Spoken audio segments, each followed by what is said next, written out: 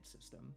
There's a lot of places in the game where, as you can see, the text might not be understandable, and Silence managed to tweak a few things to give a little bit more information to the player, to take those pure mysteries and add a little bit of information.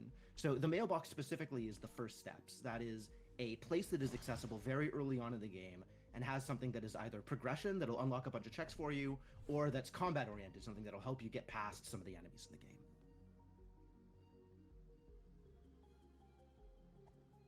There are quite a few different points where we have additional hints. You might have seen the ghost fox hanging out in that first house with the first chest. So those are also places where things have been tweaked a little bit to provide a little bit of flavor and also provide a little bit more information to the player so that they can see what's on some of the harder checks, or where some of the more important items are, or if there's places that just have nothing that's useful. A lot of this is inspiration from the Ocarina of Time randomizers. So if you're familiar with that hint system, this will feel pretty familiar to you as well.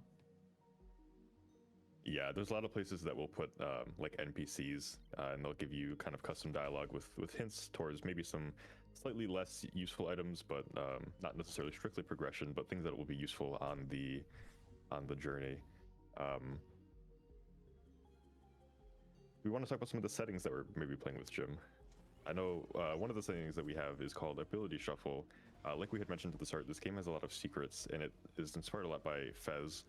And so a lot of things in the game are things that you start the game with, but you don't know until much later on. So there's a lot of things that you can unlock and explore just by having that knowledge from playing the game. And what the randomizer does with the ability shuffle option is it takes some of those innate abilities and kind of locks them behind checks.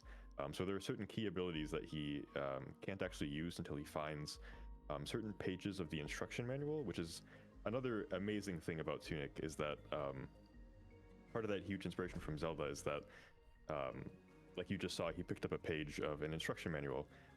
You find pages of an instruction manual, and it's very much designed after like old school NES, Super Nintendo style game manuals. And you find those as you play, and they kind of give you hints about the world and where you can go and what to do next. But it's all written in like a cryptic language, so it's not super clear, but you can kind of infer from it. But some of those pages kind of give you really key clues to certain abilities later on. And he's going to have to find those before he'll be able to unlock a lot more checks.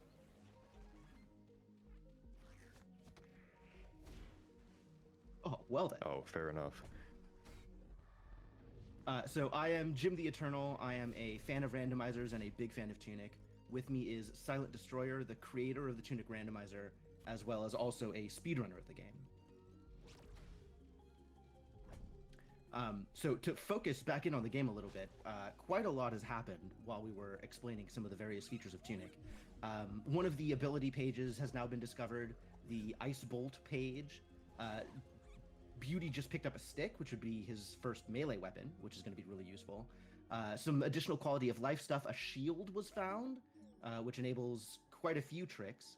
And also one of the cards, one of the passive abilities was found, the perfume, which is going to restore Beauty's stamina quicker than it would otherwise come back. Mm-hmm. Having the shield is a little nice, and especially having a stick this early on, any type of combat ability is always very useful. One of the other, oh wow, a sword already too. Overworld giveth today. Yeah.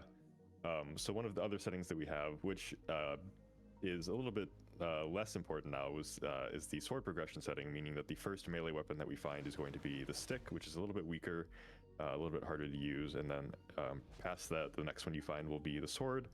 And then the randomizer also adds a couple of new melee weapons that aren't in the base game to kind of give you a little bit extra power, and hopefully we'll see those later on, but having a sword this early is actually very, very good. So a little bit unrelated to the items to the items that Beauty is finding. Well, this is an unfortunate death, but it's not that unfortunate because it doesn't actually orphan any checks here. Beauty was mostly done with that area, so this is not the worst time to take a death.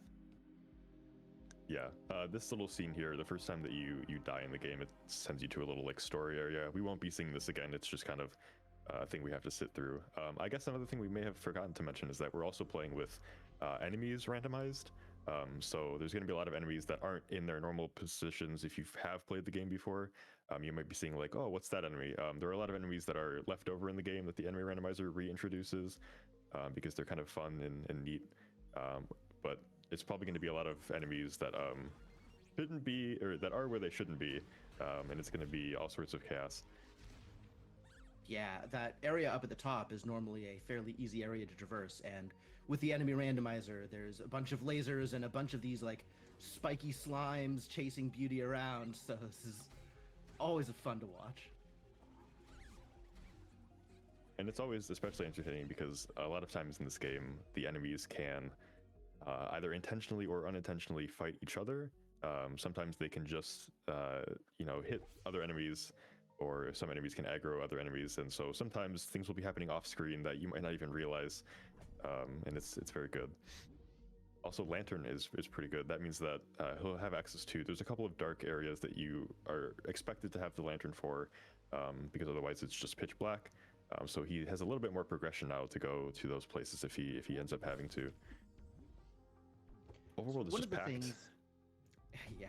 One of the things that I love about the Tunic randomizer is how open it is. There's a lot of places that you can go just at the very beginning without any combat abilities, without any progression abilities, and a lot of it is kind of as Silent was talking about earlier, gated by secrets, gated by knowledge, things that the player can know ahead of time and do pretty much at any point, even in the vanilla game. But once you discover it, usually, you'll find a doorway coming back from someplace. You'll be like, this was here the whole time? Well, it turns out it was there the whole time, and you could have done it from the very beginning if you wanted. So this means that there's a lot of really open routing in the randomizer. There's a lot of places that you can go in kind of whatever order you want, even without progression items. But finding progression items like the Lantern is definitely going to open up some more checks for Beauty. And I'm really interested to see kind of how he decides to take advantage of that, where he decides to go based off that. Right now, it looks like we're mostly... Oh, no, I take it back. So this is heading into the Ruined Atoll region, which is probably the third-ish area that the game would expect you to go in vanilla. Beauty definitely has the ability to handle this. With sword in hand, it's going to be not that much of a problem. But there's definitely easier places that he could have gone. So this is a really interesting choice.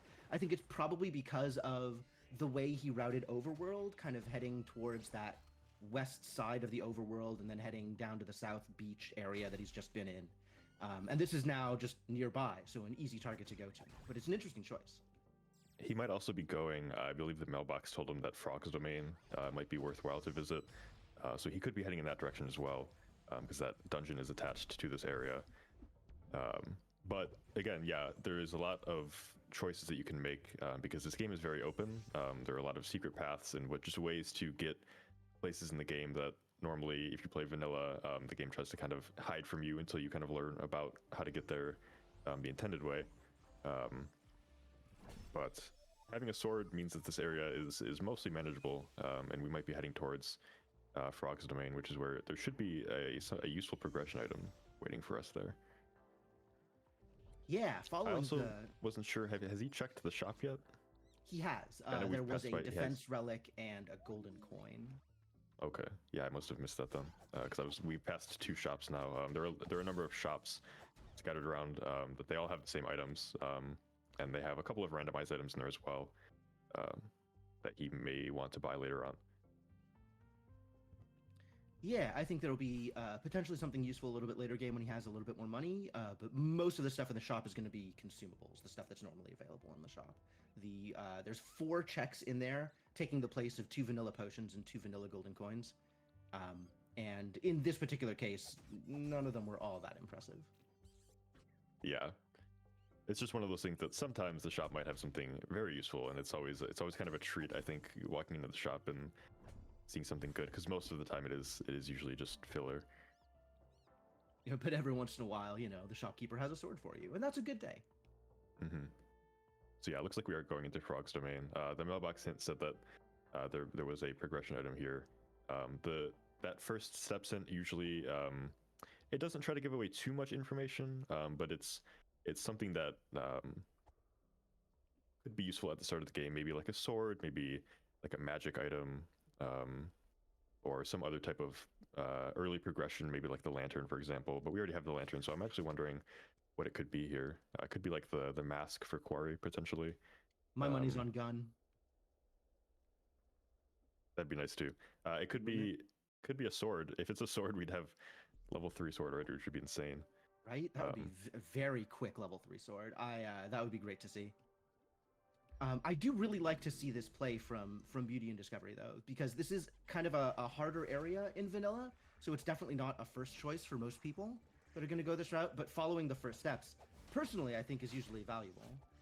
There's definitely a case to be made for check density over something that's like a relatively known quantity of quality, rather, in checks. Um, Wow, we definitely see the difficulty of this place. So one of the things that the enemy randomizer does is it tries to balance the enemies you see based on the vanilla difficulty of the area. So harder enemies get transformed into equivalently harder enemies in the enemy randomizer. And wow, these enemies are not giving Beauty a break at all. yeah, it certainly makes some areas a little bit more manageable, and then some areas that are a little bit more crowded and more densely packed with enemies just become um, a bit tougher for sure. This room especially is a little unforgiving. Um, Thankfully, though, I don't think most of them can follow him into that little corner. And he did get the ice dagger, which is going to be a little bit pretty useful if you find some other items to go along with it later on. So what what progression item are we going to see on the forest slime? Hopefully, nothing. Um, But but yeah, so far we've seen wouldn't. two of the three necessary pieces in order to access one of the more, not most, but more obscure checks in the game. And I'm interested to see if the logic plays out that way. It has happened before, so Well, that is a green Questagon. Do you want to talk about the Questagon, Silent? yeah. So that actually I didn't even know at first. I thought that was a fairy. Sometimes the lighting plays tricks on you, but the Questagons are these 3 colored hexagon items that we have to find all 3 of them in order to unlock the final boss of the game, which is essentially like the go mode. Um, Obviously, it's a little bit more complicated because we'll need some way to fight the final boss and win. But the main 3 items that we're looking for are those 3 colored hexagons. Oh, a sword is here too. All right, Wow. well, there's the first steps. Yeah, definitely. He's off to a great start with all of the items that he's finding. This is a very good opening. But we found one of the Questagons already, and we have 2 more to find. But he still isn't going to be fully prepared to fight the final boss because there are a lot of like stat upgrades that he'll probably want to find as well, and just other general like magic items and stuff that'll make the fight a little bit more easier. But I wonder what else Frogswain will have in store for us. Yeah, I mean, I'm looking forward to the crowded baby swarm room. That's always a mess at the enemy randomizer. But Beauty and Discover is actually really well set up, I think, to handle whatever else is going to come to him. With 3 swords and the shield in hand, combat is going to be mostly handleable if he decides to take it. There's definitely some areas where he'll probably prefer to just run past and not engage. This might actually end up being one of them. But he's definitely got the tools if he wants to try and fight. Yeah, absolutely. But again, we don't know where the other 2 hexagons are, so it could end up being that we'll need a lot more progression to end up being able to unlock those. So this is actually a really smart quit. So some of the items are scoutable in this game. They're just lying out in the open. You can see what they are before you grab them. There's only one more item that's currently accessible for Beauty, and he scouted it earlier on in a little corridor right off of that main room and saw that it was a fairy, which probably not going to be that relevant, although it's good to remember in case he finds himself in need of one more fairy later on. But there's a couple of other checks in here that aren't currently accessible that he'll have to come back for regardless. So knowing that that's a fairy and knowing that that's not immediately helpful, this is a really, really smart quit to menu. yeah, hopefully we won't end up having to come back for the fairies. There are 20 fairies in the game, and you unlock a check you get 10 of them, and then when you get all 20 of them. So it's always usually we usually don't want to see a good item on 20 fairies because it ends up just being you have to just run around and find all of them. But I don't Kind of think the he's gone equivalent into of a Link to the Past pedestal seed. sure. But I don't think he's actually gone into that room to check yet, so we won't know for sure. Yeah, Unless he's not gotten a yet. hint for 20 fairies, but fingers crossed. I think so far the only relevant hint we've seen is that Four Skulls has a card slot, so also something that we might be able to avoid later on. Speaking of obscure checks. So yeah, he's got his first steps in hand, probably, sitting pretty with 3 swords and the Ice Dagger, which Beauty's already shown remarkable mastery of. Using the Ice Dagger in combat like that to freeze enemies in order to get the chest, like, as a longtime player of this randomizer, that's not necessarily something that I would think to do, so I'm very happy to see the technique on display for Beauty and Discovery here. Is he going to get past the spider? Ooh, he does. He's getting the old house key, which is very funny because normally the vanilla location for the old house key is like right next to this chest, like where he's standing right now. So somebody just moved it a little bit. It's fine. Call that a French vanilla old house key. Yeah. The old house key will let him get into surprise the old house. There's a couple checks in there, so it's not the most important, but it's always kind of just a little nice thing to find, just so you don't have to end up worrying about, do I need to go into the old house or not? True to the game's Zelda roots, there are bombable walls. They're difficult to Whoa! Wow. Overworld. Okay, we haven't even scratched the surface of the checks in this game, and he's finding so many very important items. Yeah, this is working out really well for Beauty. But yeah, heading towards looks like the old house here. Might as well, as long as you've got the key.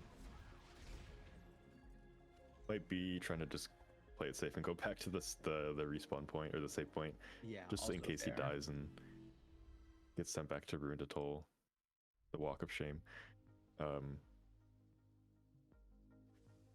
So we're doing a few of those bombable wall checks here, and it looks like, based on the direction he's heading, that he might be heading towards East Forest from here, which would be a reasonable next step in terms of where to go for sort of general routing purposes. The other places that he could go from here are the northern overworld loop, which would have that fairy cave and a couple of other checks. But this has... Is that... You've got to be kidding me. It is, yeah. Wow. So this is the inflection point. The Laurels is the most powerful item in the game, and what it does is it unlocks a kind of teleport dash that moves you at ridiculous speeds and gives you basically the equivalent of a jump ability, allows you to cross gaps, allows you to potentially go up and down in certain areas, and really opens up the entire game. Yeah, finding these that early is actually incredible. This is a very late game item in vanilla because it's meant to kind of let you get back to some of those secrets that you may have noticed. I have no words for this seed anymore. We now have all of these sword upgrades as well. This is incredible. What a seed. This is all of the progression, but there still is relics. So Beauty is definitely going to want at the very least the attack relic, and probably a few more than those before he goes off to fight the air. And there's the Questigons, which we've only found one of so far. And, you know, I don't want to curse this seed, but given how friendly it's been here, I have to wonder where the other 2 Questigons are going to be. Yeah, at this point, we almost want it to be a little bit less friendly, but we still have a lot of places that we have to explore. Obviously, we've only been to really 2 of the main areas, so there's still lots of checks and still lots of things that could end up being necessary. We still have to find. There's at least, besides the Questigons, there is 1 manual page that we'll have to find that will give us access to the final boss, as well as there are a number of checks locked behind one of the other ability pages. So there could be still things locked behind those that we'll have to find, and we won't really know where those are. Yeah, there's the whole game is still right. There's like 300 checks in the game, and we've scratched the surface, right? We've maybe gotten 50-ish checks at this point, so plenty of potential game left to be played. We did see a couple of the offerings show up in these chests. I don't know if we've talked about the upgrade system, But one of the ways in which the fox is expected to gain power is by offering up certain items to the heir and paying a little bit of money for the privilege and getting a stat boost as a result. So there's 6 different kinds of offerings for the 3 visible stats, which are HP, MP, and stamina, as well as attack, defense, and the power of your potions, how much your potions heal for. So all of these are going to be helpful things during just general progression, but because of the way the air fight is set up, you won't necessarily have access to all of those upgraded abilities. I don't know how. Silent, do you want to go into more detail about how that works, or maybe we just leave that as a spoiler we're not going to talk too much about? We can maybe bring it up when we get to the fight itself, but we can probably leave it for now. Sounds fair. Beauty's definitely going to want to find some more of those stat ups and some of the stat up items that unlock those abilities for that fight at the end of the day. So this is more of the hint system that we were talking about earlier. All of these statues lead to an area called the Hero's Grave that we don't currently have access to because of the ability shuffle. But they also have information about what's available in the game. There's 6 of those statues in total. 3 of them are going to give information about the path of the hero, where an important progression item might lie. And 3 of them are going to give information about the questigons, one of which we've already found, so that hint will be a little less useful. But there should be 2 more statues with questigon information that would be extremely useful. Yeah, and these statues are kind of located at like extreme ends of the world, so you kind of have to go out of your way to find them, and they all give some sort of useful information.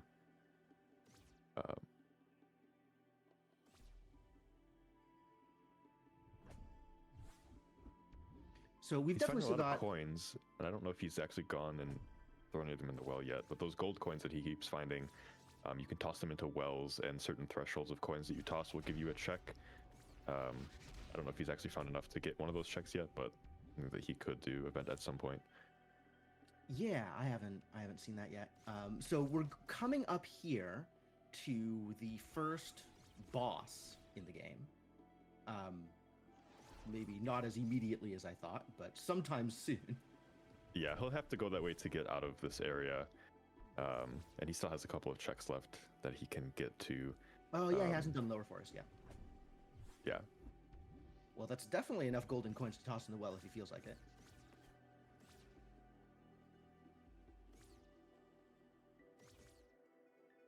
Looks like we're headed down to Lower Forest for the couple of checks that are available here. Mm-hmm. It's so funny to see East Forest just this open. I'm so used to coming into East Forest with, stick at best, and he's got Sword 4 and Laurels, and everything is just wide open. We didn't even get to talk about bushes. Yeah, it was so fast that like it wasn't even an issue. There are still a few checks here that aren't going to be available, either gated by progression items that we don't have or gated by abilities that are still shuffled. So there is potential reason to come back to East Forest in a bit. That broken bridge that you saw, not accessible until we have the magic orb. And there's a couple of other checks down here that are going to be gated specifically by abilities that we don't have access to yet. Right. But that's not going to leave a whole lot left, so not too terrible to orphan the 2 or so checks that are down here. Mm-hmm. I was trying to see if I could peek what was on the ice grapple slime, but I don't think he was just out of range of it, so it'll be a mystery. He's upgrading his attack right now, which will probably be useful. I know we said there was a boss fight coming up. The enemy randomizer actually randomizes this boss because it's kind of the tutorial boss of the game. So it ends up just being like a stronger version of the enemies that you would find here in vanilla, but ends up just becoming like a regular enemy later on. So for the randomizer, we just made it be any random enemy. So it probably won't be a huge threat, especially because of all the attack weapons that he has. Actually, one of the more threatening options, I would say an envoy in this spot is even more threatening than the guard captain, except, Sword 4. Except we can kind of just ignore the boss and then raise the gate anyways. A lot of enemies will notice you trying to do that, and they will come and attack you. Some of the enemies are a bit more kind of maintain their position and will only attack you if you get close to them, and that was one of them. So he ended up not even having to fight at all. Yeah, that's actually pretty convenient in that spot. Even the vanilla boss, the guard captain, you can kind of just sneak around and raise the gate in vanilla, which is a little funny, but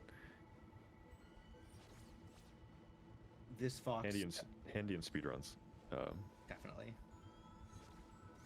This ghost fox giving us information that we already have, the Ice Bolt page, currently in Beauty's possession. And now looks like using a Laurel's trick in order to get over to the fortress. Looks like it, yeah. Excellent. Is that our first fool trap, or have we seen more? I think that is our first fool trap.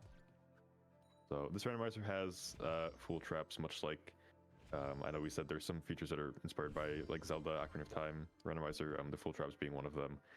There's ice traps. There are a couple of different types. That one set him on fire for a couple of seconds.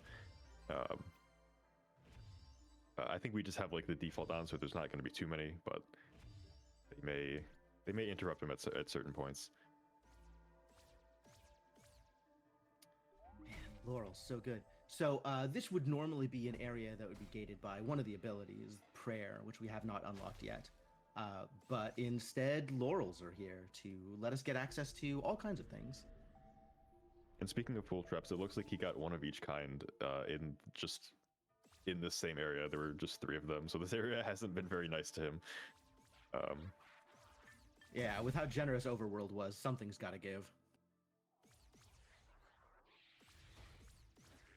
So we're heading towards one more of those hero statues. This is going to be one of the ones with a Questagon hint, or is this another Path of the Hero? This will be another just major item.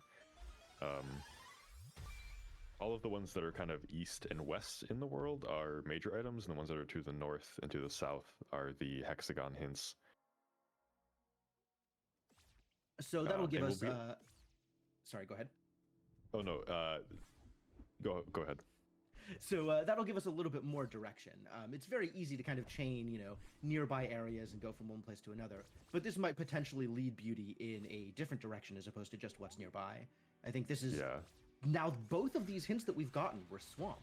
So we have 2 Path of the Hero indicators on swamp. And I was going to say that you can tell based on all of the statues are holding a little candle. If that candle is lit, that means that whatever item that they're telling you about, you already have.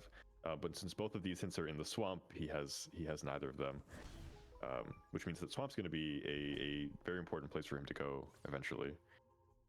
Yeah, given how much he's already found, there's not that many more things that could be progression, but I would expect to see the magic orb out there, or maybe one of the shuffled abilities. Did he just dash all the way to the top? That's the first time I've ever seen that. Huh. Well, back to East Forest, I guess. Very neat. Yeah, I've never seen that before. There are a lot of interesting movement techniques that you can do with the Laurel's dash ability. Some of them you can kind of clip up through floors or like across gaps. That one was new to me. I was not aware of that. Yeah, I don't think I've ever seen the fox traverse more than 2 blocks up, and that was like 4. Yeah. He's gonna have to do a little bit of backtracking because I don't think he's saved. I don't think he can save actually in the area that he was going to, because none of the bonfires are activated yet. So we got sent all the way back to East Forest, which is fine. He probably was gonna want to pivot somewhere else anyways. Yeah, the fortress is not the friendliest of places to be hanging out. Definitely a few more checks available in the fortress if he wants to, but also, very easy to go somewhere else where there's a little bit more check density and maybe a little bit more information about what's there. He's actually well suited to chase those swamp hints now if he really wants to, given that he knows that there's some progression there, and that he knows that given that he knows that there's some progression there, and he has the combat capability to handle it. But it looks like we're going to see more of North Overworld, so maybe back into Fortress, maybe taking this route up to the mountains. Yeah, there's not really any bad choice. Obviously, swamp is a big one because we've got some of the hints there, but being thorough and getting a lot of checks that you are passing by is not a bad option. Just because otherwise, if something ends up being there, you have to come backtrack. But we'll see. I think he was just trying to go for this shortcut though, just to get, in case he ends up having to come back here, he can just lower that bridge. Yeah, that makes a lot of sense. Just making the traversal in the overworld a little bit easier. So we're gonna see a couple more checks up here, and then he might take these stairs up to the mountain in order to enter the quarry via the back door, or we might see yet another pivot. And I think with the laurels, you could easily get from here down to the bottom area of the north side of Overworld, which would be as well a good place to go looking for stuff. Yeah. Something I don't know if we mentioned is that one of the items that he picked up was like a golden statue thing. In the vanilla game, those are kind of very late game secrets that are kind of mostly just for achievements. One of the things that we've done in the randomizer is those will give you kind of a random stat upgrade for free. Because there is an imbalance of stat upgrades in the vanilla game. There are some that are much more common than others. And so by adding those, we kind of balance it out so that there is an equal number of every stat type you can get now in the game. So a lot of things like stamina you can get more of, or like defense, for example. They're just little freebies, just to make those checks a little bit more valuable. And it's always nice to get a quick boost of whatever power. I think potion especially is very nice to get off of the treasures, since that's an expensive upgrade to be buying on your own.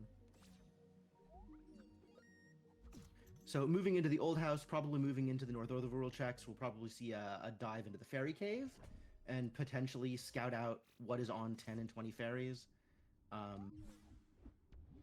And then, what do you think, Quarry? Swamp? Showing off. Hard. Good job, Beauty. Nice. Again, that's one of those neat little like tricks you can do with the laurels. There are a lot of gates that you can either just dash through outright, or you can kind of clip through at certain angles. That one is one of the more tricky ones, but he's doing it no problem. This is the room where we'll find out if we need the fairies for anything. Hopefully not. Looks like the 10 fairy reward. He already has 10 fairies. Wow. It was just some MP berries, but actually the 20 fairy chest could still has a very small chance of being something useful. We don't actually know yet. The randomizer does have like chests, textures, match contents, as well as like freestanding items. So that 10 fairy reward we could see was berries, but the chest we don't actually know. It was just the default texture, so it could be anything. Yep, we know it's not going to be a Questagon, since those have their own unique chests. We know it's not going to be a fairy, because, well, 20 fairies, but also those have their own unique chests. And we know it's not going to be a treasure, but everything else is fair game, including the remaining progression items.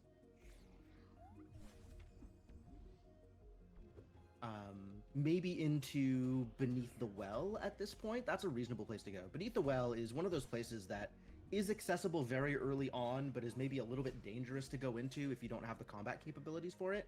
On the other hand, it is very check dense, especially with laurels. My God, especially with laurels. Yeah, for sure. So I think this is trying to clear up choice for Overworld Beauty. is not a bad idea, especially because of all the movement that he can do now. And I think he can do almost everything in here, depending on what he finds. He'll be able to do almost everything. And I think there's one check that's gated by an ability. Otherwise, everything is going to be accessible. Right. This is one of those areas that, in vanilla or with vanilla enemies, is pretty scary if you don't have any sort of melee weapon or magic items, because a lot of the enemies here are really fast and they'll just chase you all over the place. Enemy randomizer takes that away a little bit, but can still sometimes be a little mean. Really showing off the movement options with these laurels. It's crossing gaps that would normally be shortcuts back from having fully progressed through the dungeon, jumping into areas that normally require you to go around a couple of steps, just crossing over from one half of the dungeon to the other. This is so much more navigable than without laurels. It's very, very impressive to see.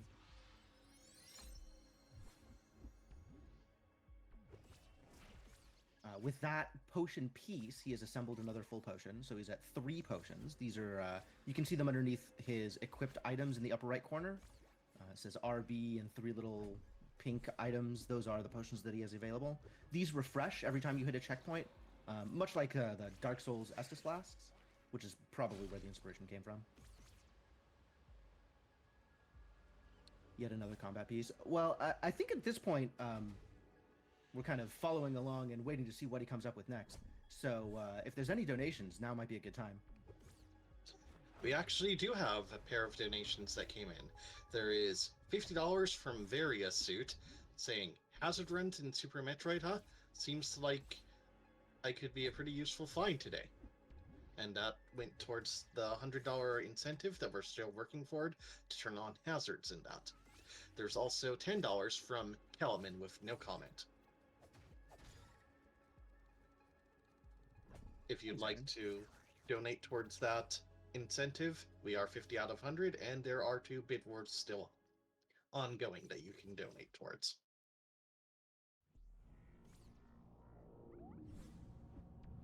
Yet another golden coin for our boy Beauty.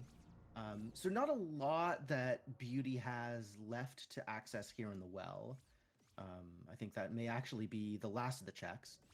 He's walked past a couple of potential fool traps, and moving on to, he does have the lantern, so we might go through Dark Tomb here just to get the checks. But with the laurels, he also has the laurels, he also has easy access to West Garden without going through Dark Tomb. Yeah, Dark Tomb is one of those places that usually doesn't end up being that important because it's a bit hard to navigate and there's not that many checks. But it is worth clearing out if you are just here, and we'll see maybe he's going to do it or not. It looks like he is. And this will take him to West Garden, which he could just leave and then get there with the laurels very easily. But if he ends up going through and getting all the checks, it'll just put him right there anyways.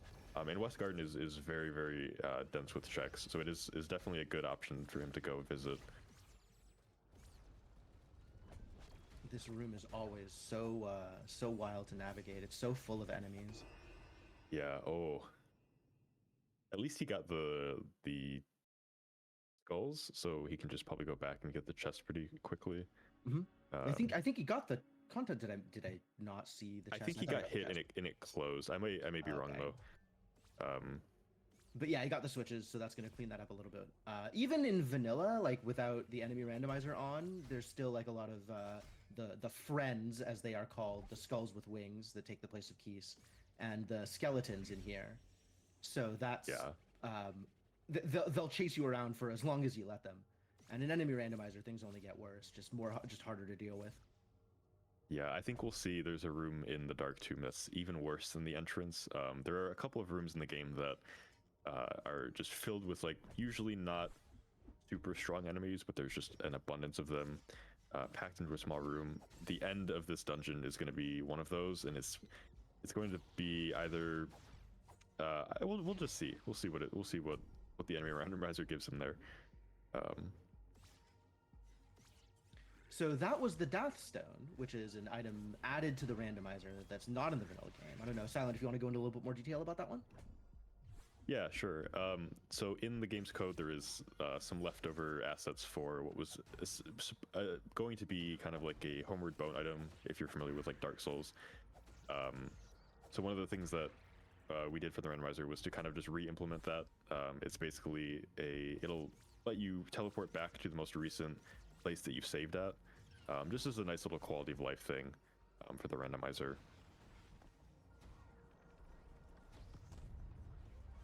Oh, that's such a good use of the decoy. Yeah, for sure. Especially because there's a lot of spikes in this room, so if the decoy kind of lured them to the corner, the spikes may have helped in eliminating them, so he could easily get the chest and then get out afterwards. That was the room that there's usually, in vanilla, there are a lot of like turret traps that are like laser beams. You kind of have to avoid them. But those get all swapped out with the enemy randomizer, so it's usually a mess in there. But the decoy item is essentially just a little like fox doll that you throw down, and it kind of runs away from you, and all the enemies will follow it. So it's really good for certain key moments like that, where he's got to like wait for a lever to raise, and he has to get the enemies off of him. Was that candlelit? Did you see? It wasn't, so that means he still has something else in Randothon that he'll have to go back for. Which means That's all a big three. deal. Yeah. So that actually gives us a lot of information. If there's 3 remaining progression items, we know 2 of them are in Swamp and 1's in Ruined Atoll. That's some very serious direction. That's probably the Magic Orb and both of the remaining shuffled abilities. I believe that's because he's got almost everything else. He's got I the think those are lantern, actually, yeah, which is both a good thing because that means that we won't have to be scrambling to find those pages since we have some information about where they most likely are, and they'll be necessary for getting to the final boss. We'll have some knowledge about where they are, but Swamp is a little scary, and Ruined Atoll has a lot of checks as well that he still has to do. Attack Relic is one of those things that we mentioned earlier. That is probably the most important one for him to find. It's very useful for the end for the final boss. Excuse me. Yeah, that'll definitely unlock. So unlocking the stat means that instead of being stuck with the default value for those stats, he'll be able to use his upgraded value of those stats during the boss fight. And like Silent was saying, attack is definitely one of the more important stats to be able to use during a boss fight. But the thing I wanted to say before I got distracted by all kinds of information was just the technique. Like, Beauty has been playing wonderfully, putting on an absolute clinic on how to use the abilities that you have access to, right? Taking advantage of the decoy in that room, using the ice dagger in order to free some enemies in order to get checks. Like, he's been making really, really good use of the items that he's been given. It's been a joy to watch. Well, we have a moment here. We have $18 in from Mark Magis, which is going towards that upcoming Metroid Planets runs hazards incentive. And the comment is, well, well, well. Great to see Tunic getting some love. Thanks, Mark Mages. The shout outs to Tunic enjoyers and randomizer enjoyers.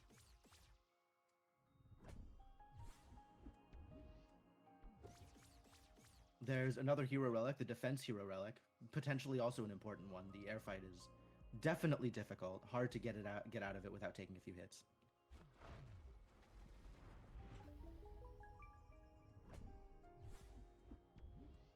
Wow. West Garden is also very generous today, yeah. I guess we can explain what the relics do. In the final boss fight, all of the stat upgrades that you've collected are essentially stripped away from you. And one of the things that the game expects you to do is to find these sort of relics that kind of mimic the stats, and they will actually give you that stat back for the fight. So finding those in the randomizer will make that process a little bit easier. And he's found quite a few of them in here as well. Some of the more important ones too, like attack, and I think he found HP is good too. Attack, defense, and HP. So here we have yet another easily skippable boss. So this is Garden Knight. Say goodbye to Garden Knight. We're never going to see him again. Yeah, sometimes you have to fight him, but most of the time he's easily skippable. If you have the dash ability, you can kind of just cut the corners there. So here we have the other bell. We have 2 bells, both of which have now been rung. The East Bell and the West Bell, affectionately known as Ding and Dong. Opening those are going to allow us access to the Sealed Temple, which is at this point plot relevant, but not really randomizer relevant. We have basically anything that we might want to get out of there, although we are going to need to get into there in order to drop off the Questigons before we can go to the air fight. So this is eventually relevant. The other thing that's in there is part of the hint system. The laurels are always going to get hinted by a hint in the Sealed Temple. So there is some incentive to pursue the East Forest and West Gardens because the laurels is such an important item.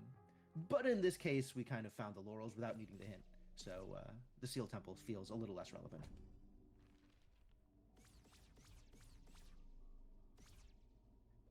What we are seeing now is normally the escape route from Swamp after you have obtained the vanilla laurels.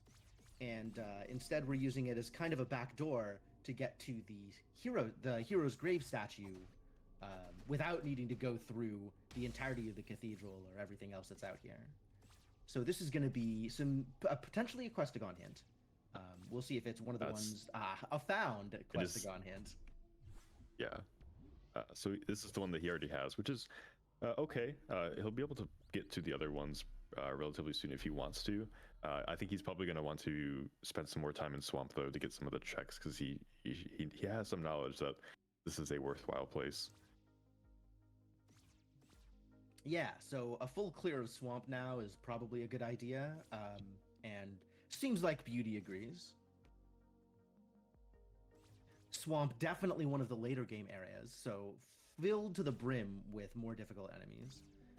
Swamp, there's a daytime nighttime feature in Tunic that we're probably not going to see any of in the randomizer, but daytime Swamp is even worse than nighttime Swamp, and with the enemy randomizer, we're just going to see, hit after hit after hit. The highly scaled enemies here are going to be among the most difficult ones that are available in the game.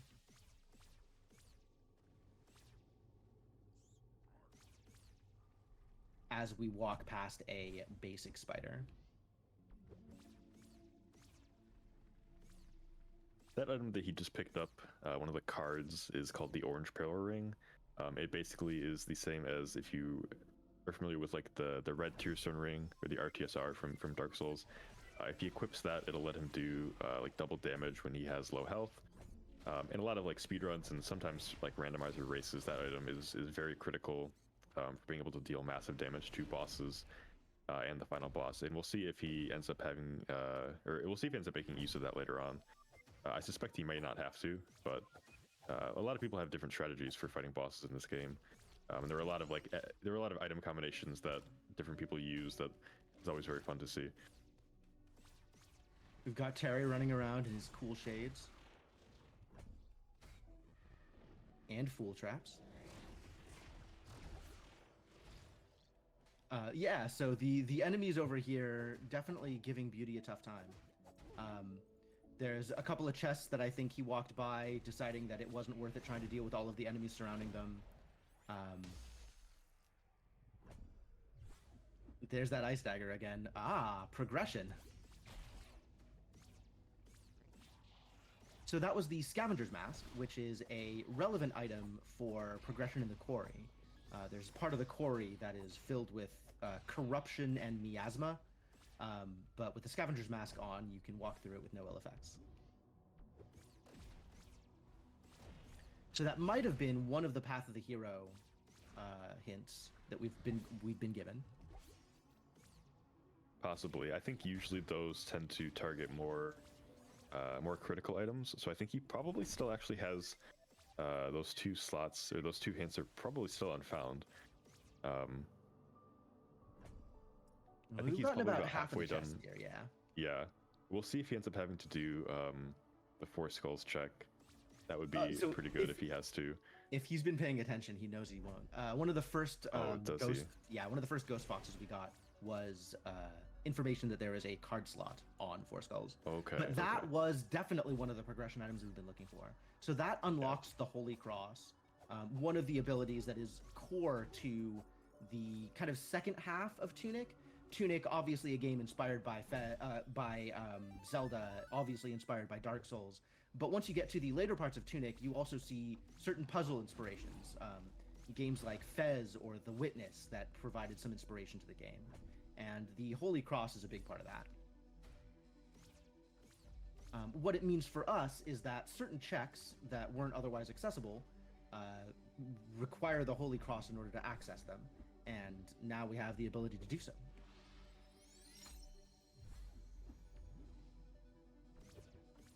This may involve some amount of backtracking for Beauty. There's quite a few checks in places that we've already been that we didn't have access to at the time. But more than likely, we're probably not going to see too much backtracking yet. There's still whole major zones to go to that have a lot of checks in them that are potentially useful. Yeah, and most of the ones are in like the overworld anyways, so we're gonna have to go back there anyways. But I think we have enough knowledge to know whether or not we'll have to use it or not. Obviously, if he gets some hints for overworld, a lot of the checks that are left there would probably require Holy Cross. So if he does end up getting a further hint there, he'll probably know that he has to kind of do those checks. But it just depends on what happens. And with And I prayer think he got being the other ability as discovered, well. Yeah.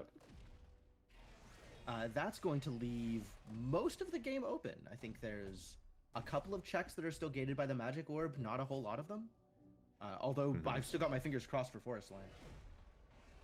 I think he got a hint that it was just money on the Forest Slime, unfortunately. But yeah, the magic orb is an item that we've been talking about. It is essentially this game's version of like the hook shot, like from Zelda. When you have the laurels, there are a lot of checks that you can get with the hook shot that are also accessible with the laurels, but there are a couple that you still have to get the magic orb for. So we'll see if that ends up actually coming into play. So what we saw there was our first instance of the power of the Holy Cross. Beauty and Discovery was able to stand in the right place and perform a particular set of actions, which channeled the power of the Holy Cross and opened a hidden door. So What did he do? How did it happen? We don't have to worry about it. It's one of those moments where when you play the game casually, it is like aha, like it's really like a special moment. So I think we should maybe try not to allude too much into what he's actually doing, so as not to spoil it for people who haven't played the game. But if you haven't played the game, please do so. Yeah, Tunic is Tunic. Anyway, looks like we're leaving the swamp now, making the probably correct decision to not delve into the cathedral. And we're probably going to see a lot of he could at this point, but probably probably better to go elsewhere for now. Yeah, it makes a lot of sense. So yeah, I think like you were saying before, there's a lot of Holy Cross checks in the overworld, one of which we are seeing now, and we'll probably see a bunch of that cleanup. There's maybe 8, 10 something Holy Cross checks that are going to be accessible either in the overworld directly or directly off of the overworld, kind of opening up paths that weren't open before.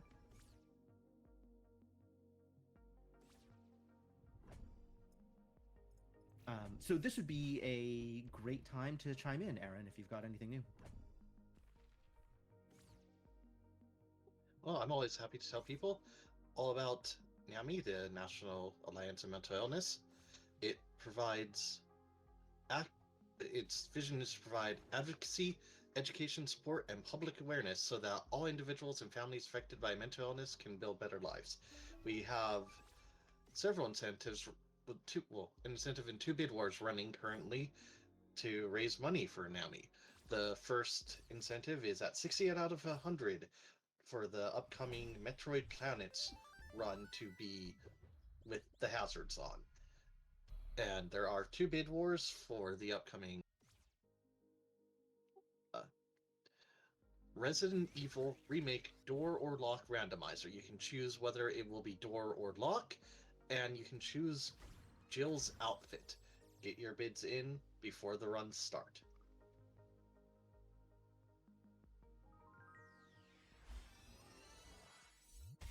So nothing major coming up so far. This is going to be a lot of cleanup, a lot of going through areas that Beauty has already visited in order to pick up another couple of checks here and there. So even with the laurels and the speed the laurels engender, there's still going to be a fair amount of walking around. Hopefully we'll find something cool coming up soon. But maybe this is a good time to talk a little bit more about some kind of general stuff in the randomizer. Not that I have anything specific.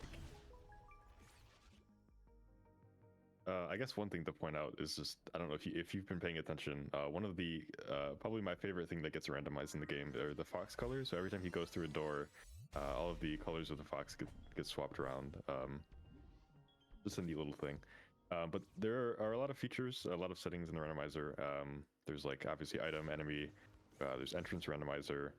There are a lot of ways to make the game less open, because with just the default settings, it is very open. Obviously, we're playing with some of those settings today, like the ability shuffling, but there are a lot of quality of life things and things like that. I don't know if you had anything specific, Jim, but So a feature that is, I think, still in development, or maybe just very recently got out of development, was ladder shuffle, which I think is a great step in terms of kind of letting the game feel like there are more spheres to it. And this is the ability to have ladders essentially disabled until you find an item that unlocks them.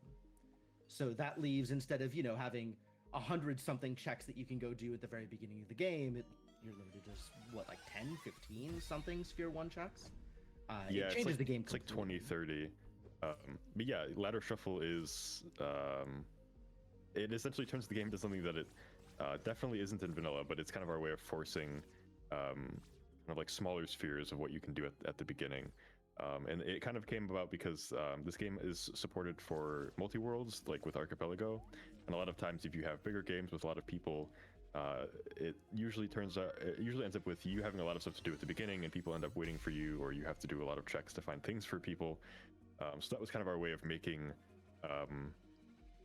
the game more accessible for bigger games like that. Currently, that feature only works through like multi-world games on Archipelago, but it will be probably soon added to like single-player mode as well.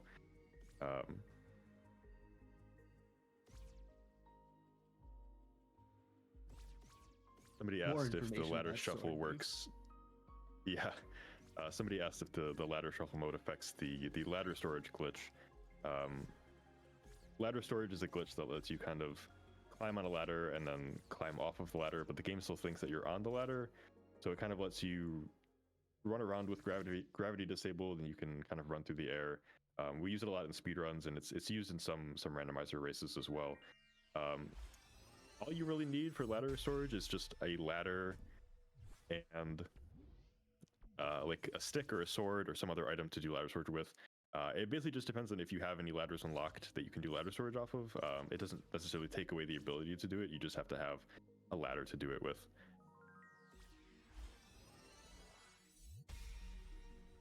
But there are tons of ladders and groups of ladders that get turned into items all throughout the game that you have to kind of unlock to be able to use them. I think every single ladder in the overworld gets disabled, and then there are some in certain other areas as well that you have to unlock.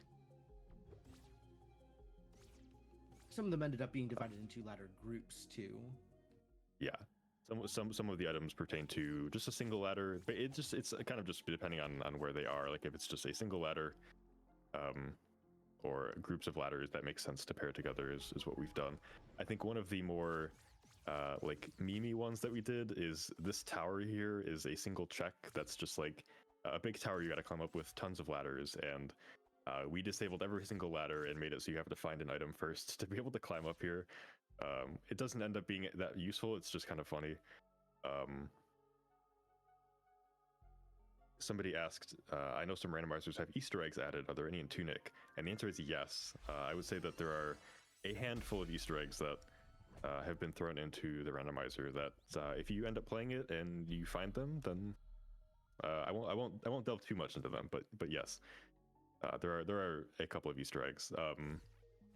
Like some of them, some of the more, I guess, tame ones are all of the like ghost foxes that give you hints. They all have like a little custom line of dialogue that you can read. And this game has a whole like kind of custom language thing. A lot of the pop-ups and stuff and the manual pages might not make a ton of sense just by looking at them. But you can sort of translate it.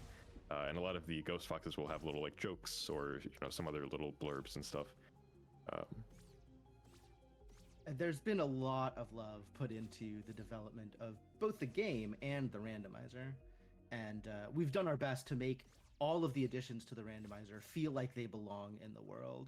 So there's nothing too silly, but everything, hopefully feels like it's intentional and isn't jarring. Yeah, absolutely. So we're seeing beauty now. Going around Atoll, there's a couple of checks left here in Atoll. I think we abandoned most of them earlier on because we were coming here for Frog's Domain. But now that we're back, we know that there's at least one more progression item in here because we have one more Path of the Hero hint. And nice. That's 4 relics, 5 relics, something like that. Very nice. At least 4, I think. I think he has most of the ones that he's gonna actually want. He's got all 3 of the. He's got HP, SP, and MP, and we know he has attack and defense. So I think the only one he might be missing is potion, which isn't always super critical. It definitely helps, for sure. But I haven't actually. I can't remember if he found it or not. I don't think he has, not yet. I'm expecting the progression item you'll find here is the orb, because I think that's about all he has left. But it looks like he's making his way to the library, probably because he knows there's a hint there that is going to be useful. The library contains one of the 3 Questagon hints. The other 2 were at the cathedral, which we've already checked, and then 1 up at the monastery in the quarry. So this is going to be useful information, even if there's not going to be any useful items in the library. And with the prayer ability unlocked, he now has the ability to get through this and open it all up. So this is a great time to be going into this area of the atoll. A lot of pages around. We do know there has to be at least 1 progression item here, but I don't think we've seen it yet. Yeah, I think he still has a lot of cleanup to do on the left side of this area. It's good that he has laurels though, because there's at least 1 check that requires that. And there we go. That's the magic orb, which is essentially the hook shot of this game. We may not even see it that much because a lot of the stuff that you are expected to use it for, the laurels will also fulfill that need. But it is useful for combat, especially because you can use it to pull enemies towards you, or pull yourself towards certain enemies under certain conditions. So it is very good just for traversal. Yep, and there's 1 or 2 checks that hard require the magic orb over the laurels because the distance is too high or some other factor. But with how this game has been going so far, I'm not entirely sure that we'll need to see those. I suspect that we'll have everything that we need sooner rather than later without needing to go for the onesie twosie checks later on. Since we have a moment, we got a $56 donation from Rad, bringing us over that 100 for the hazards for the Metroid Planet incentive. And it also brings us to an entire 3,400 raise so far, with the comment here, Tunk. Tunk.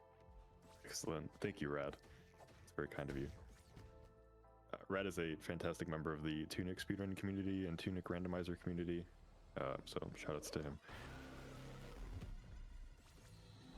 So with that last fuse flipped, we'll be able to access the library via the teleporter in the center of the atoll. Library is going to be kind of a neat little cruise through a mostly uninhabited area, and it's very check dense, although it does take a while to open. And it will have that information that we're looking for about additional Questagons. So we'll see what the hero statue hint is here. We'll pick up the checks in the library, and then most likely we're probably going to make our way to the far shore from here. Yeah, he probably won't have much reason to fight the librarian, unless by some miracle the hint here tells him that he has to go fight the librarian. But we'll probably just get the hint, and then wherever it tells us to go from there is probably where we'll head. Oh, Frog's Domain, really? Okay, well, that's a good one to know. Two in the Frog's Domain, but I suspect this is one that he wasn't able to get at the start because there are a couple of checks in there that you would need either the grapple ability or the dash ability. I think this is our first visit to the hero's grave. It is. Nothing super important, it looks like. There's a card, a statue, and then it looks like a manual page, but I think we have all of the important manual pages covered. So we probably won't have too much incentive to revisit that area. Yeah, I think the most useful item there was a treasure, and the treasure is easily skippable, I think. Yeah, there was an ability card, but I couldn't quite tell what it was. It looked like it was either Inverted Ash or Muffling Bell, which I don't think he probably needs at this point. Probably not.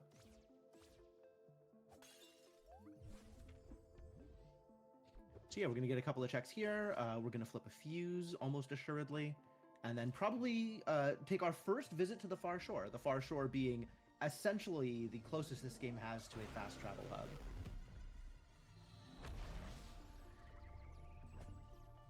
A couple of checks to be had there as well, and with the laurels, a lot of freedom. There's a couple of places that you wouldn't normally be able to go on your first visit to the far shore, but laurels frees a lot of that up. Yeah. Absolutely loaded with offerings now. I'm not sure that Beauty's going to have enough money to really take advantage of all of them, but we'll see where he decides to spend his cash. Yeah, looks like he's just investing in attack, which is always a good idea. I have heard that the best defense is a good offense.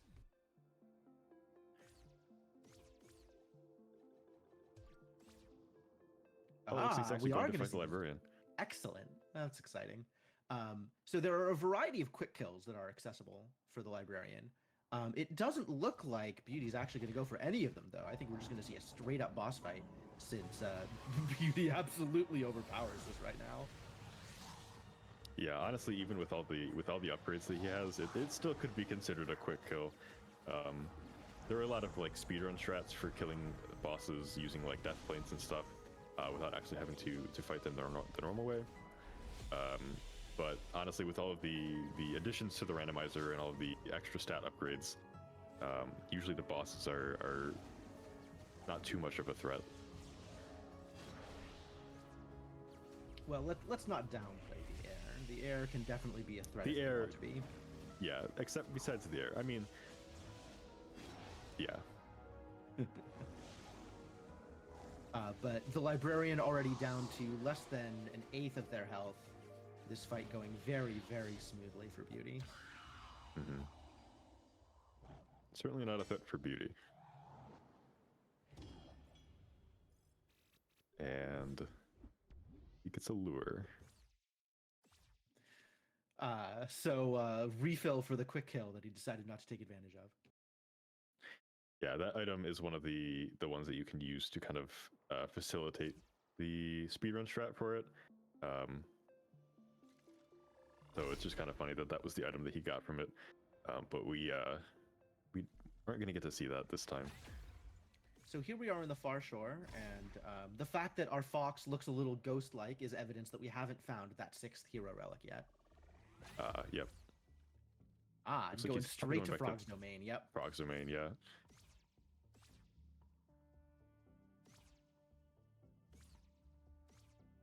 The laurels movement, so good.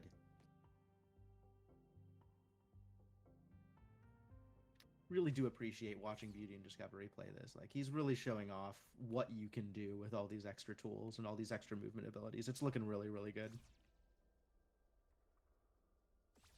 So there's one, two, I think three maybe checks that Beauty was not able to get his first time through here. And now with both laurels and orb in hand, everything is going to be completely accessible. I think just either of those would make everything completely accessible. Yeah, and here is that blue hexagon.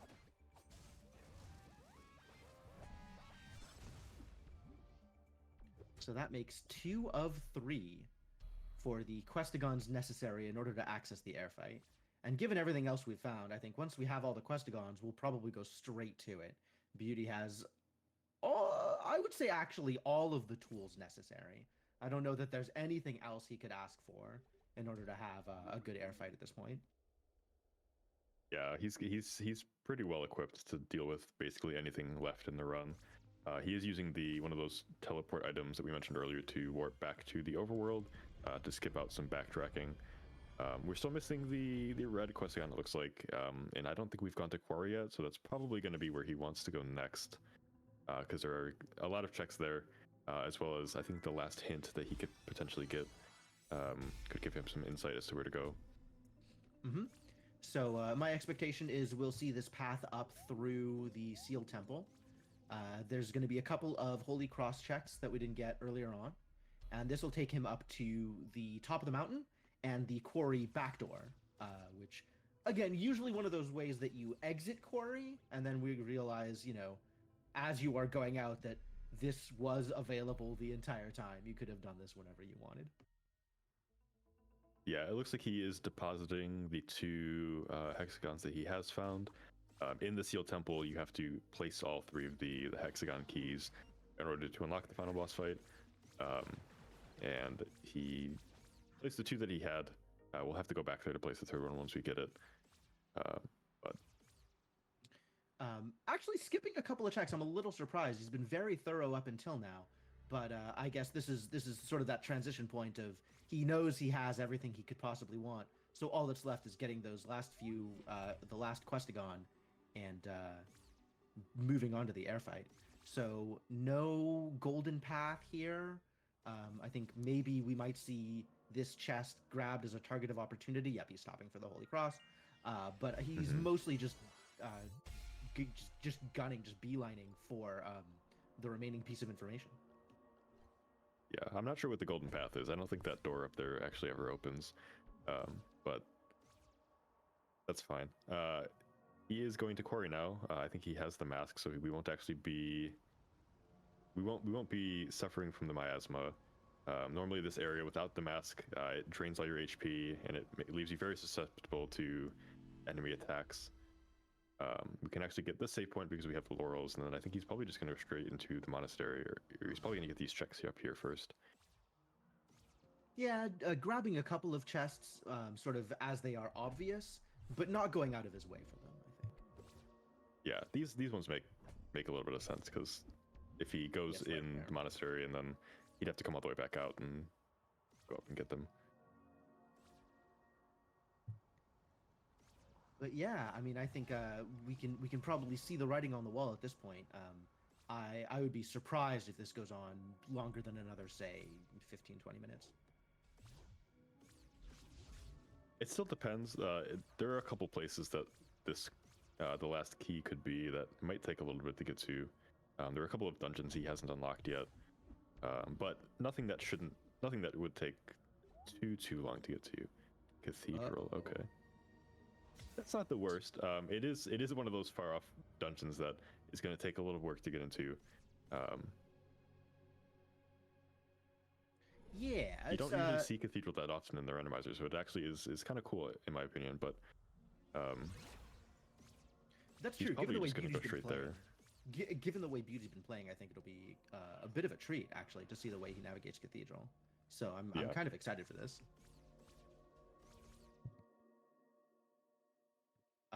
But yeah, so that means that the last remaining Questagon somewhere in the Cathedral, no teleport yet out of Beauty. So maybe he's planning on going through a few more checks here in the quarry just for funsies. Yeah, possibly. I haven't been keeping track of his money situation, but maybe he wants to find some more money to do some last minute upgrades. I know he's sitting on at least one more attack offering, so he might be looking for money to make that happen. There is a defense offering in the shop, which he hasn't bought, so that might be a thing that he's going for if he wants a little bit more money for that. But there's also just a lot of checks here, and I'm not sure if we have the easier air fight toggle turned on, but that is another feature of the randomizer. And for that, every, 15 checks?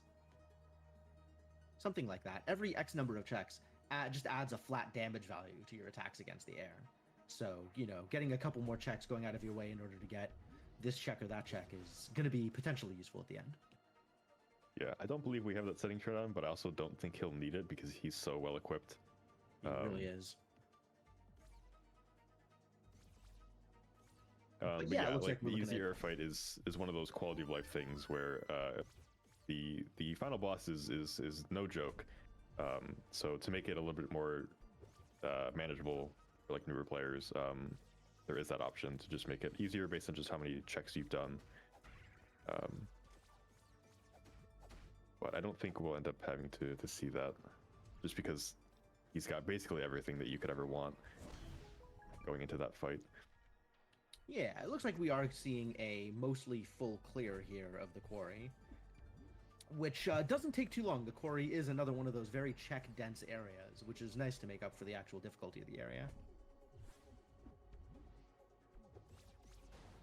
but some potions, some money, a treasure here or two for the additional stats. Pretty helpful. Yeah, the extra potions are certainly nice. And just he's been finding a lot of money, so maybe he did find another attack upgrade, so he'll probably be able to like max out his attack. And I would honestly be surprised if he decides to make this move, but he might decide to show off the Ziggurat. That could be the direction that we head from here. Yeah, he doesn't have much reason to, and I don't think he activated the fuses, so he probably isn't going to. He probably just wants to get some more checks, just in case he finds any extra upgrades or potions, for that matter. Which is certainly not a bad idea. Yeah, I mean every additional piece is a little bit more quality of life.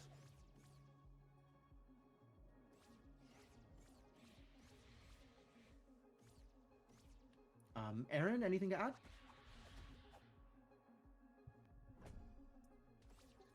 I can always tell you a bit about Randomania.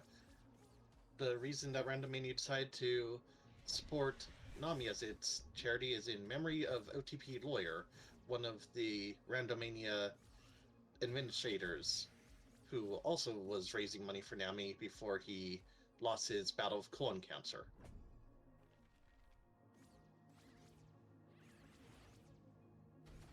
Thank you for that, and I'm glad that we're here supporting such a good cause.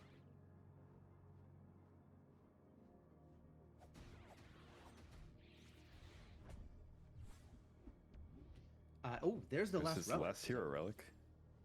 Those birds were giving him a little bit of trouble trying to get to that chest, but it looks like they backed off for just long enough for him to get that chest.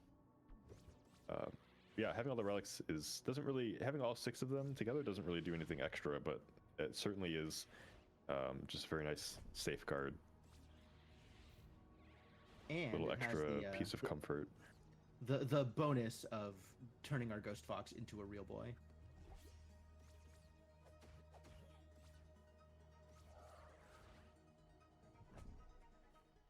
Man, those birds chasing you down. At this point I would have panicked. I would have turned around, but iron nerves from Beauty and Discovery. Yeah, and the fox enemies too. I think those are the stronger versions, so they're a little bit faster. But obviously with the laurels, it's very easy to get away from enemies pretty quickly, except for the birds. The birds are very persistent and very quick.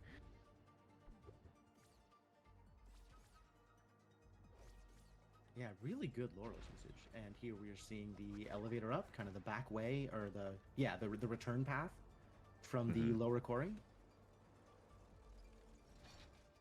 Yeah, it's like a little shortcut back to near the exit. If you find yourself down in the quarry, you can take that elevator back up to get out. This is one of those sweeping vistas that I remember fondly in Tunic. Tunic, really just a beautiful game, and takes advantage of all the space that it has, showing off just the depth of the quarry in that shot, and one of the more cinematic moments in the game, especially when you come in there via the vanilla path, ready to open up the ziggurat. It's quite impactful. Yeah, I know in my casual playthrough I found that area probably before I was supposed to, and I took a couple steps in and was like, I think I'll come back later. Yeah. It is very like breathtaking, but it also kind of gives off the vibe of like, I don't think I should be here. Yeah, the quarry is definitely very scary, and depending on how you find your way in there, it could be better or worse for sure. All right, so now we're seeing the first steps towards opening the cathedral. There's a couple of fuses in the overworld here, and then in the swamp that you've got to flip, and that'll open up the big guarded front door in the cathedral.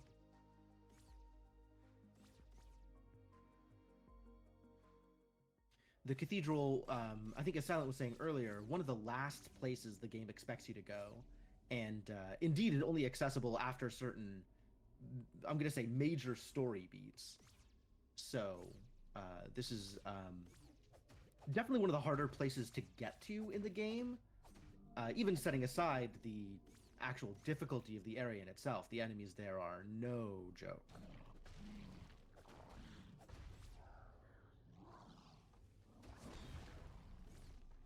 Yeah, especially because you have to go through swamp, and usually swamp has a lot more variation of enemies, especially with the enemy randomizer. There's usually some danger. Beauty These doing an giant admirable job kiting these enemies and skeleton- using his explosives. Yeah, these big skeleton enemies are especially troublesome because they can spawn additional enemies, like these little bats that are flying around. Those are all spawned by the big guy over there. But I think he's got plenty of bombs and plenty of forward power to. Yeah, clear them out. couple of firecrackers, couple of potions later, and we're moving on. No worse for wear.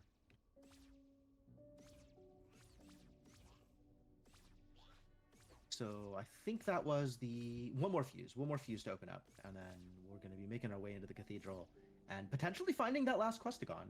It's going to be somewhere in here, but we don't know exactly where. Once that questagon's picked up, we're going to be dropping it off in the Seal Temple, and that will open the way to the air fight.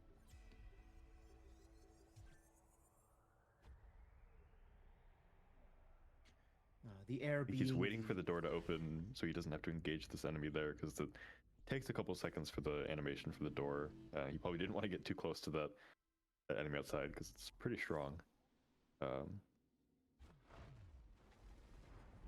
He did get one check in the cathedral earlier when he opened that kind of secret door from the opposite side.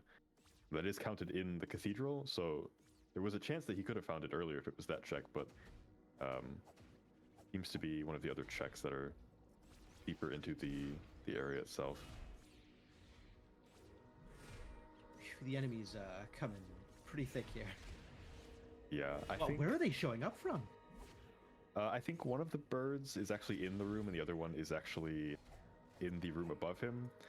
There are some certain quirks with some enemies that normally aren't supposed to be like through floors or through ceilings above you. That bird is technically on the second floor, but it's just visible through the ceiling due to just a quirk of randomized enemies being in places they shouldn't be. So I think once he actually gets up there, that bird will probably try to start attacking him. Yeah, no questagon yet, but quite a few enemies. It's really cool to see how Beauty is kind of managing these swarms here, right?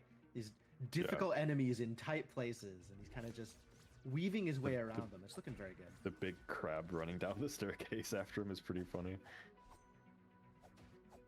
There's something behind the door here. Interesting. Oh, the bird There's must have that like bird. blown out of bounds or something to get behind that wall there. Sealed forever, except for when we let it out. Couple of And there's that red. There's that red questagon in a fittingly colored red chest. So I expect we'll see those. There's like 2 checks left in the cathedral. I expect we'll see Beauty clean those up because why not? Probably, yeah. But he's already shown willingness to use his torch, so I imagine we'll be out of here sooner rather than later.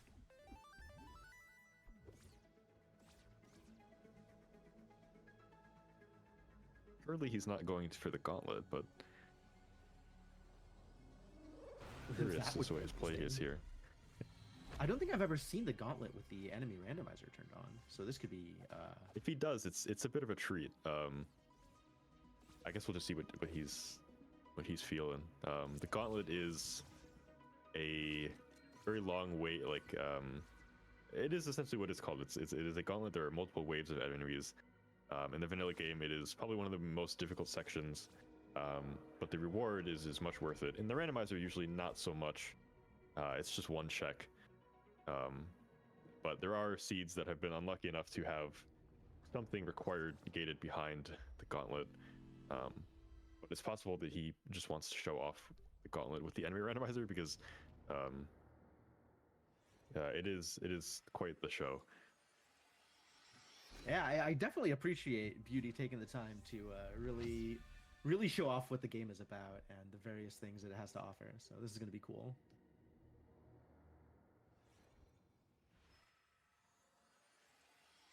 Or he just wants to flex how easy the gauntlet is when you're maxed out on attack and upgrades. Yeah, that is a lot of attack. Our Ruin Seeker, quite the strong boy. I think that was 8 attack, which is actually like the maximum attack. Like that's the cap. You can technically upgrade higher than that, but the game doesn't change your attacks past that point. So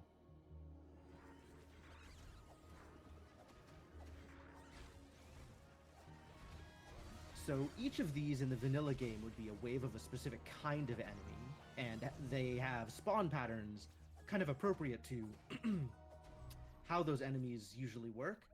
Maybe slower, faster spawn patterns, and different locations for the different enemies. So it's really interesting to see this with the randomizer turned on, because all that's just completely out the window. You have no idea what you're going to get. yeah, definitely.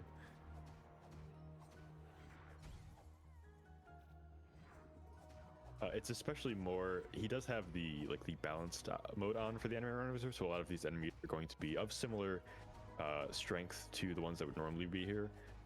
You can turn off the balanced enemies, in which case it will just pick any random enemy for any particular enemy in any spot in any part of the game. And so, especially if you have that turned on, the gauntlet becomes even more chaotic. But even just with like the just any sort of randomized enemies, it's much different than how it would be normally.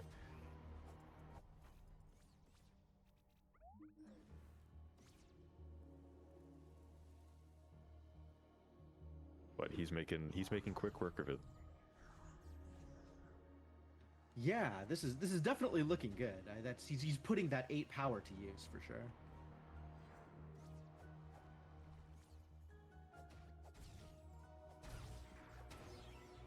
And also showing off some enemies we haven't seen yet, which is nice. Yeah, we do have there is probably the last wave he's gonna do is like 2 like mini boss style enemies, which for as far as the balanced enemy randomizer is concerned, are like the highest tier of enemies. So we could end up seeing some enemies that are more difficult than what would normally be here. But I don't think he's going to be too worried about it. Yeah, I'm sure Beauty is going to be able to handle whatever the randomizer throws at him. These spiders definitely causing a little bit of a struggle, but even then. The main advantage of the upgraded swords that the randomizer introduces is that they give you a lot more range than the base sword does, and a little bit more attack power. But the sword that he's using now also will go through like enemy shields, so almost nothing is immune to it. Almost. We did see the GameCube crab show up. Yeah, I think he knocked the GameCube crab away, and I think it is like at the edge of the arena. I think he could technically still pull it in. I think it's behind the. Did that work? I think that worked. I think he pushed it. Okay, that did work. Pushed it off the edge. I think he knocked it behind the statue and it was kind of on the edge, and I think he managed to push it out of bounds so that it would just fall down. And I think the game registered that as completing the wave off of that. So here we have a ghost version of the Garden Knight. We skipped the Garden Knight earlier, but here ghost version of the Garden Knight.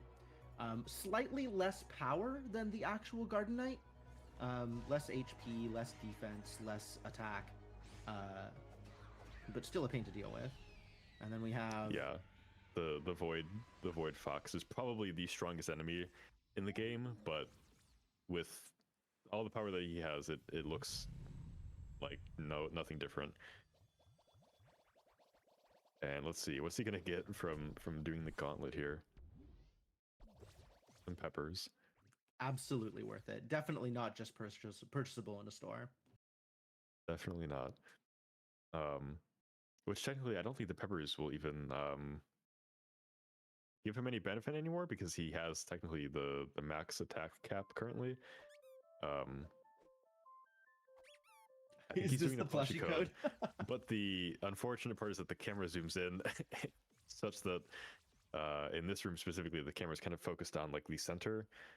So I think it kind of, we didn't get to see the full effect of it, but maybe he'll do it again after the air fight. Perfect. He was just looking for the appropriate podium to stand on. Yeah, this should be much better, I think. So there is a actual Tunic plush that is available for purchase, and the Tunic plush comes with a code that you can put in that shows off an animation in the game of hugging the Tunic plush, because of course the plush is for hugging.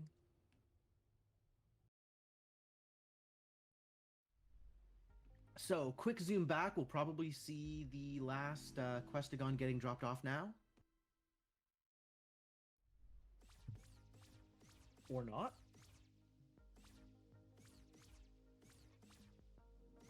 What's next on the list to show off? He might be going to the final boss, and he's gonna probably be soon reminded that he has to actually go back to the temple to deposit the last key, is my guess. Or maybe he missed some of the checks here. Yeah.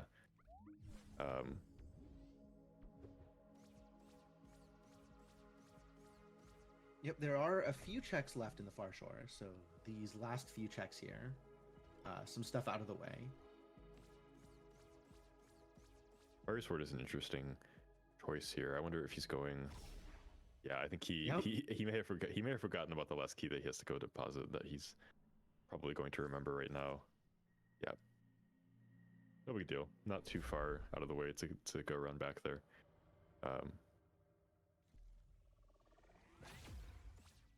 Yeah, this can happen to anybody.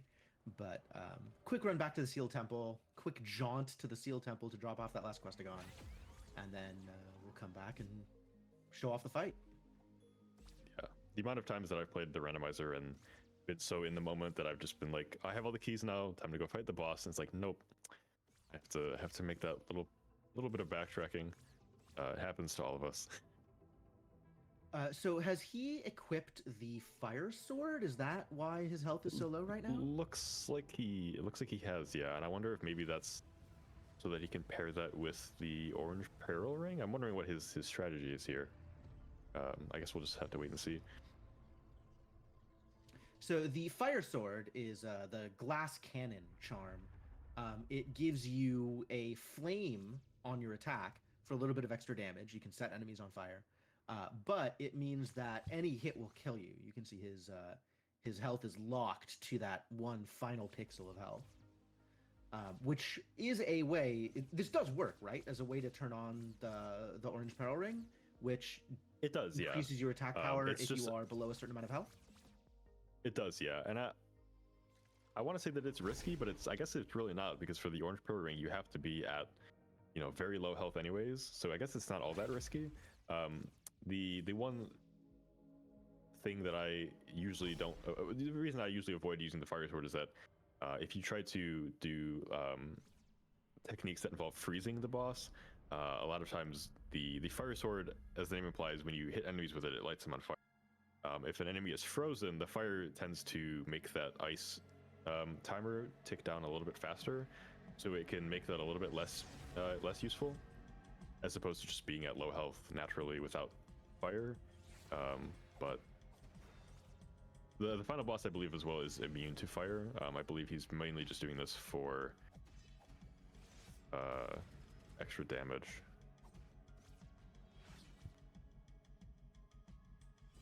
Which I would expect him to be doing more damage than what I'm seeing. Or is that right? The air just has that much HP? The air does fill out HP, but yeah, I wonder if something with the Fire Sword is making him do less damage. I wonder if maybe the air is it might be counting his damage as fire damage, and the air has like certain resistances to fire that are making him do less damage. Well, if he was here to show off, then this is certainly an impressive way to do it. Taking the entire fight at 1 HP, doing a nerfed amount of damage, and still potentially getting through it, like, I'll be impressed. I've never done this fight like this.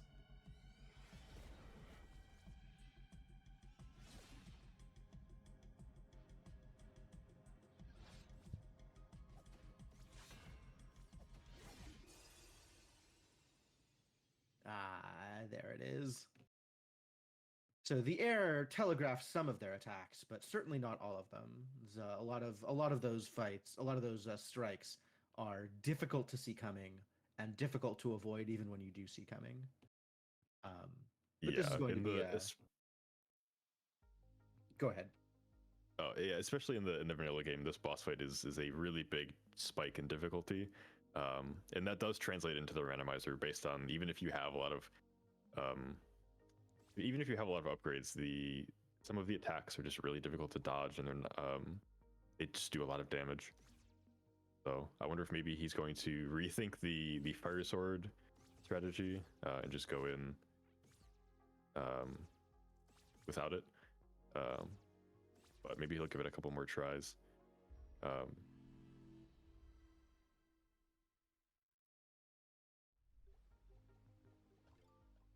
Yeah, it looks like he's rethinking his card strategies here. Understandable, all things considered. Yeah, this little teleporter is just kind of a quality of life thing that the randomizer has. It gives you just a free little teleport back to the air fight, so you don't have to kind of go through all of the teleporters and stuff again. Yeah, you can definitely tell without the fire sword, he's doing much more damage, the appropriate amount of damage that he probably should have been doing, but I do believe that the air has like resistances to fire, and when you have that fire card equipped, it does treat your damage type as fire, so it's probably using those calculations instead of the regular one, but you can see now he's doing much more damage.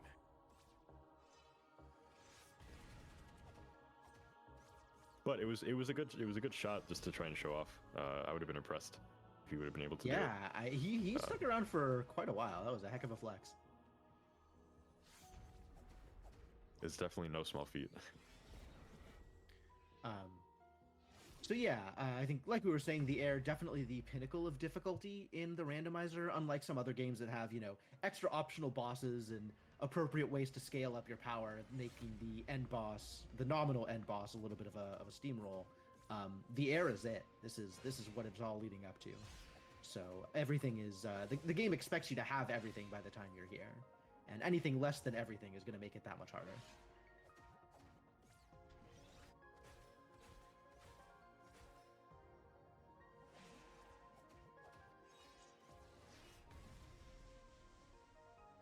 As you can see, phase 2, the air is no longer messing around. But the air also has a little bit less HP in phase 2 than in phase 1, so we should see Beauty making short work of this. Yeah. There's so much going on. Right? It can be difficult to parse. I think the air did that like rain attack like at least 3 or 4 times in a row, just like non-stop. Phase 2 is definitely a bit more stressful than phase 1, just because a lot of the air's attacks get upgraded. Like her attacks are basically the same as phase 1, but they are just either more pronounced or just take up more of the field. And I know a lot of people have. Oh, it looks like he most accidentally just teleported out of the fight, but I think he's done. Yeah, that's. Yep, and that's that would be GG. time. That'll do it. Congratulations, Beauty. 132, a pretty good time, especially with all of the optional stuff you went through. We'll see if he 75% should of the undeafen checks soon is- and be able to talk to him directly. Yeah. While we wait, I'd like to remind everybody there are still 2 bid wars going on. They are both for the Resident Evil Remake Door or Lock Randomizer. You can choose whether it is a Door Randomizer or a Lock Randomizer. You can also choose Jill's outfit from BSAA, Casual, Military, or Stars.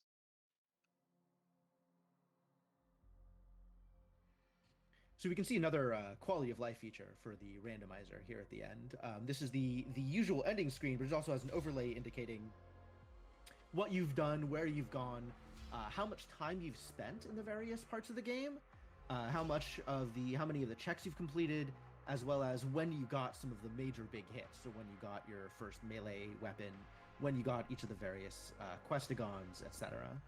Which is definitely interesting stuff if you're interested in sort of the path you took to get to where you got to. Yeah, like we can see he had a sword in the first 5 minutes, and then he had laurels before the 20-minute mark. And then most of the other important stuff he had like prior to the hour mark. Like the only things he was missing before that point were the hexagons, but those are kind of usually come last regardless. But he did clear 75% of the checks in an hour and a half, which is very, very commendable.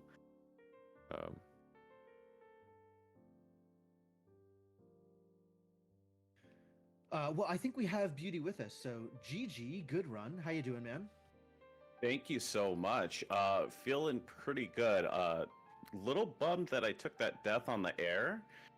Not sure what was happening because I know I had my attack relics, so I should have been getting full strength attacks, but something seemed to be nerfing it that first round. So the air takes reduced damage from fire, and you did have fire sword equipped, which is just a little quirk of like how that works, because the air isn't usually like immune to fire or takes reduced damage, and when you have the fire sword, your sword hits are counted as fire instead of the normal like sword damage. So yeah, I had a feeling that was probably the only card that I don't normally use, but I was like, well, let me do that, and then I'll have the orange peril ring on and just absolutely mow her down, and instead she mowed me. But otherwise felt like a very good run. Picking up laurels at 17 minutes felt super zoomy, and gave me so much flexibility really on where to go. Really, the early game was very lucky, I think. Yeah, I think so too. It turned out to be really lucky, but it allowed me to have a little bit of fun in the end. You know, obviously you don't normally do the Cathedral Gauntlet, but I thought, you know, hey, I've got a little bit extra time. Let's put a show on. Yeah, absolutely, and we definitely appreciate you showing off various bits of the game. This is a great game, and I'm happy to be able to share it with the stream. Yeah, absolutely. I think there's maybe only Rooted Ziggurat was the only area I should say that I did not go to, which is maybe unfortunate for folks that are just learning the game because you didn't see one of the areas, but very fortunate for me because probably my least favorite area. And probably out of all the areas, that one is probably the best to leave for those who haven't played the game, because that one is very story centric, and there's a lot that happens there that is probably for the best. Yeah, it's a little bit bittersweet showing this because, you know, it's such a wonderful game and I love showcasing. I love showcasing the randomizer that you work so hard on, Silent. But it's also a game that is so steeped in secretism and mystery that, like, even watching the randomizer does give some things away. But nonetheless, such an exciting opportunity to bring it here to Randothon.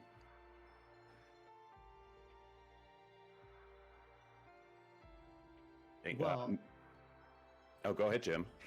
no, I was just gonna say, it sounds like we've pretty much run the gamut of things to say here. So I was gonna toss it over to Aaron and say our goodbyes, I guess.